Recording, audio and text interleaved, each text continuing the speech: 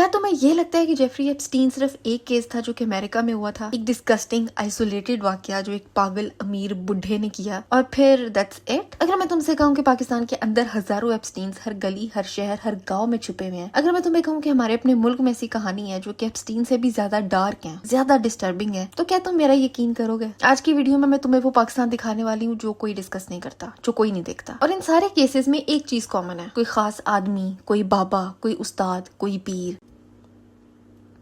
دسمبر 1999 میں لاہور میں ایک اردو نیوز پیپر کے آفس میں ایک 40 سال کا آدمی داخل ہوتا ہے، دکھنے میں سیدھا سادہ، خاموش، بالکل نارمل، یا کہ کہتا ہے کہ مجھے ایک خط لکھنا ہے۔ ایڈیٹرز نے اس کو دیکھ کے سوچا کہ اس کو کوئی کمپلین کرنی ہوگی، کوئی مسئلہ ہوگا، وہ اس کو پین اور پیپر دیتے ہیں اور وہ لکھنا شروع کر دیتا ہے، اور جوں وہ لکھتا جاتا ہے ایڈیٹرز اس کو پڑھتے جاتے ہیں اور ایک ایک کر کے ان کے چہرے سفید ہو جاتے ہیں۔ وہ اس خط میں لکھتا ہے کہ میں جاوید اقبال ہوں، میں نے لاہور کی گلیوں میں 100 بچوں کو قتل کیا ہے، اور اگر کوئی میرے گھر آئے تو اس کو ثبوت مل جائیں گے۔ پولیس نے پہلے یقین نہیں کیا، جرنلسٹ نے پہلے سوچا کہ پاگل آدمی ہے، دماغ خراب ہوگا، پھر سب اس کے گھر گئے، شادمان کالونی لاہور میں، اور وہاں جو ملا اس نے سب کو ہلا کے رکھ دیا۔ دیواریں خون سے رنگی ہوئی تھیں، طرح طرح کے اوزار، چین، زنک کا ایک بڑا ڈرم جس میں ہیومن ریمینز ایسڈ میں گھل رہے تھے، اور ایک ڈائری جس میں 100 ناموں کی ایک لسٹ تھی، ہر نام کے ساتھ عمر تھی، ہر نام کے ساتھ ایک فوٹو تھی، 6 سال سے 16 سال کے بچے کی۔ زیادہ تر اسٹریٹ چلڈرن تھے، یتیم، گھر سے بھاگے ہوئے، بھوکے، اکیلے،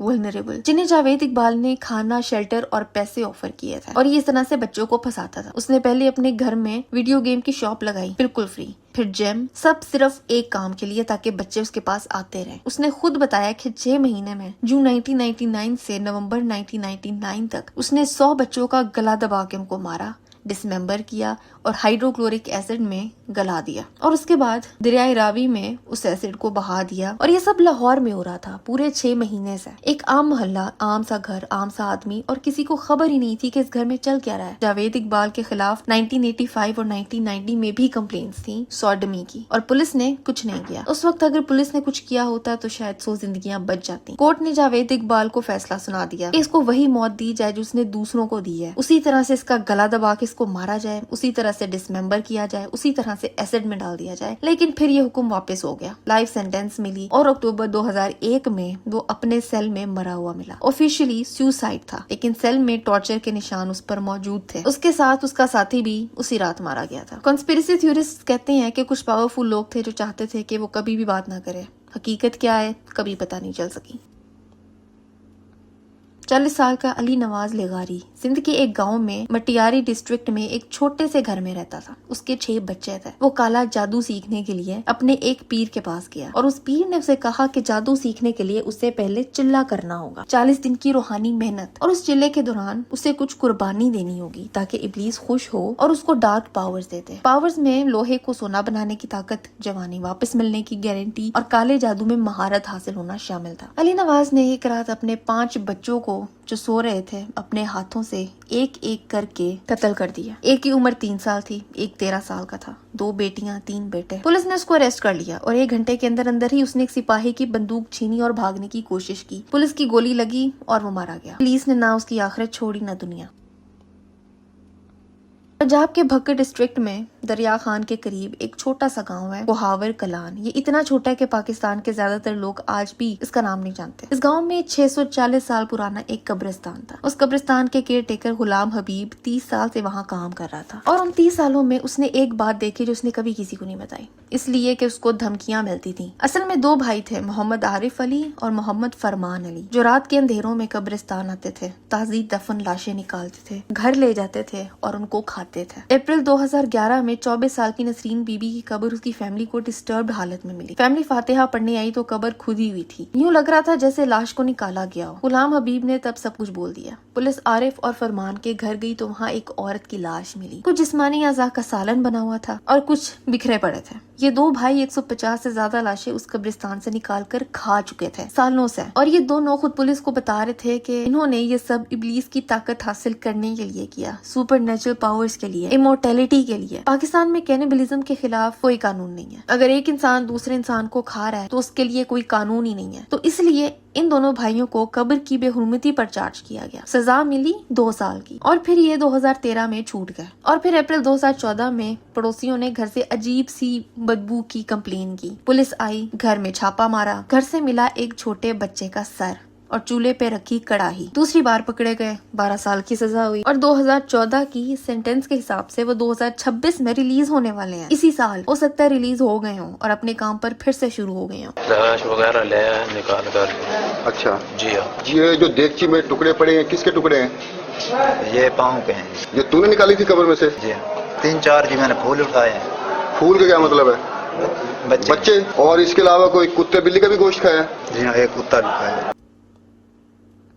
2016 میں سندھ کا بدین ڈسٹرکٹ ایک گاؤں میں رہتا ایک نوجوان سکندر باگرانی، اس کا ایک ماموں تھا احسان باگرانی، جو خود کو علاقے کا بہت بڑا عامل کہتا تھا، کالے جادو کا استاد۔ سکندر اپنے ماموں سے کالا جادو سیکھنا چاہتا تھا۔ احسان نے کہا کہ یہ صرف تھیوری سے نہیں سیکھا جاتا، تم کو کچھ دینا پڑے گا، اور وہ دینا تھا بچوں کا خون۔ سکندر نے 2 چھوٹے بچوں کو کڈنیپ کیا، مارا اور ان کی لاشیں قریب کی نہر میں پھینک دی۔ جب پکڑا گیا تو کنفیس کیا کہ اس سے پہلے اس نے ایک 6 سال کے بچے کو بھی مارا تھا، نصیر کنال میں پھینکا تھا۔ 3 بچے، 3 زندگیاں۔ اور پکڑے جانے کے بعد سکندر نے کہا کہ میں نے یہ سب اپنے ماموں کے کہنے پہ کیا تھا تاکہ وہ مجھے کالا جادو سکھائے۔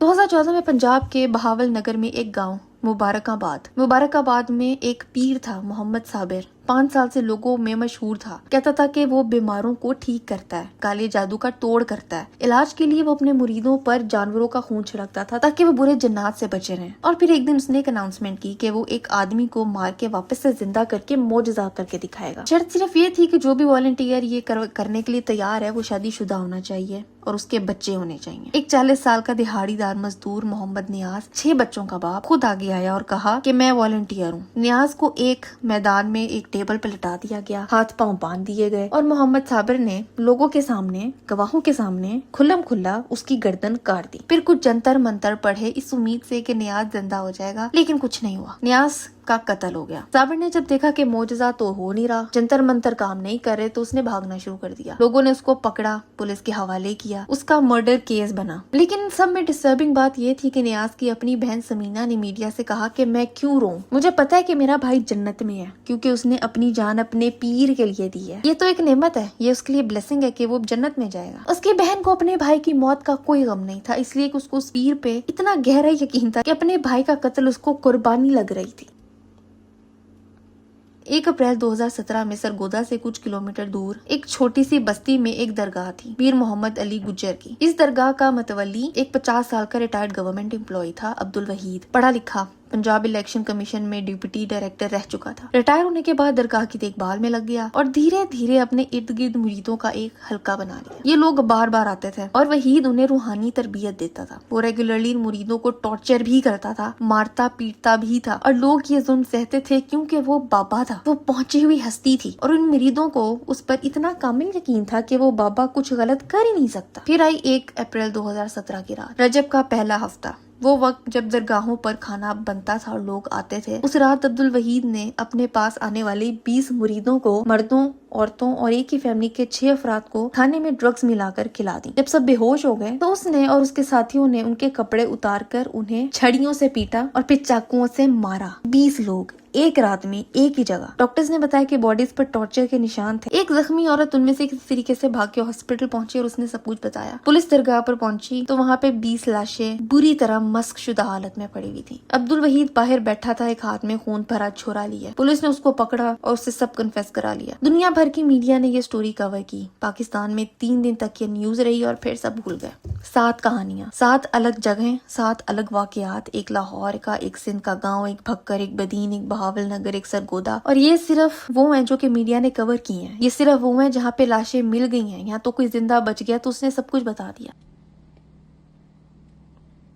جیفری ایپسٹین جو دنیا کا سب سے پاورفل آدمی تھا، پریزیڈنٹ، پرنسس، بلینئر، سائنٹسٹ، ججز، سب اس کے پرائیویٹ آئلینڈ پہ جاتے تھے۔ سب جانتے ہیں کہ وہ آئلینڈ کیا تھا، ٹریفکنگ کا مرکز، پاور کے خرید و فروخت کا بازار تھا، لیکن وہ سب کچھ क्यों था? उस पावर के पीछे क्या था? वो कुछ हासिल करने की भूख क्या थी? वो कहाँ से आती थी? तुम्हें लगता है कि ये कोई कोइंसिडेंस था कि सारे बिलियनियर पावरफुल लोग एक ही तरह के गलीज इंटरेस्ट रखते थे और फिर इत्तेफाक से एक बंदा इन सबको मिलता है जो कि उनके वो शौक पूरे करवाता है? ये इत्तेफाक लगता है तुम्हें? क्या तुम्हें ये इत्तेफाक लगता है कि उस आइलैंड पर जाके इंसानियत से गिरी हुई हरकतें करने वाले सारे नाम आज यहाँ तो यूएस प्रेसिडेंट हैं, ये दुनिया के अमीर तरीन लोग हैं? क्या किसी को नजर नहीं आता कि उस आइलैंड पर जो कुछ होता था वो रिचुअल्स थे, इब्लीस को खुश करने के लिए उसके दिए हुए इंस्ट्रक्शंस फॉलो किए जा रहे थे? क्या तुम्हें ये नजर नहीं आता कि इसराइल जो गज़ा में मुसलमानों को शहीद किए जा रहा है वो इब्लीस की ख्वाहिश पर हो रहा है? लाखों लोग, छोटे बच्चे, न्यू बॉर्न मलबे के नीचे दबकर मर रहे हैं। वो किसकी आमद की तैयारी में मारे जा रहे हैं? किसकी फरमाइश पर अलक्सा को शहीद किया जाएगा और किसके लिए थर्ड टेम्पल तामीर होना है? कौन है वो जिसको ये लोग मसाया कहते हैं और इस्लाम उसको क्या कहता है? क्या ये सब कोइंसिडेंस है, इत्तेफाक है?